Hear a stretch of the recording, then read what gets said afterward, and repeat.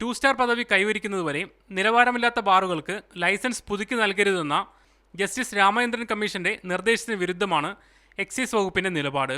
Licence പുതുക്കി നൽകുകയും നിലവാരമുയർത്താൻ 6 മാസം കാലാവധി അനുവദിക്കുകയും ചെയ്യണമെന്നതാണ് എക്സൈസ് വകുപ്പിന്റെ വാദം. KPCC president VM Sudheeran, TN Prathapan MLA എന്നിവരുൾപ്പെടെ ഒരു വിഭാഗം കോൺഗ്രസ് നേതാക്കൾ ജസ്റ്റിസ് രാമചന്ദ്രൻ കമ്മീഷൻ റിപ്പോർട്ട് നടപ്പാക്കണമെന്ന അഭിപ്രായമുള്ളവരാണ്. ഈ പശ്ചാത്തലത്തിൽ വിഷയത്തിൽ സർക്കാർ എടുക്കേണ്ട നയം ഇന്നത്തെ ഏകോപന സമിതി തീരുമാനിക്കും. തെരഞ്ഞെടുപ്പിന്റെ അവലോകനവും ഏകോപന സമിതിയുടെ അജണ്ടയിലുണ്ട്. തെരഞ്ഞെടുപ്പിന് ശേഷമുണ്ടായ അഭിപ്രായ പ്രകടനങ്ങളും സമിതിക്ക് മുന്നിൽ വരും. PC ജോർജ് നടത്തുന്ന പരസ്യ പ്രസ്താവനകളുടെ സാഹചര്യത്തിൽ അദ്ദേഹത്തെ ചീഫ് വിപ്പ് സ്ഥാനത്ത് നിന്ന് പുറത്താക്കണമെന്ന് ഒരു വിഭാഗം കോൺഗ്രസ് നേതാക്കൾക്ക് അഭിപ്രായമുണ്ട്. ഈ വിഷയം ഇന്നത്തെ യോഗം ചർച്ച ചെയ്യുമെന്നാണ് പ്രതീക്ഷിക്കുന്നത്. തെരഞ്ഞെടുപ്പ് ഫലം വന്നതിന് ശേഷം മന്ത്രിസഭാ പുനഃസംഘടനയുണ്ടാകുമെന്ന മുഖ്യമന്ത്രിയുടെ അഭിപ്രായവും ഏകോപന സമിതിയിൽ ചർച്ചയ്ക്ക് വരാൻ സാധ്യതയുണ്ട്.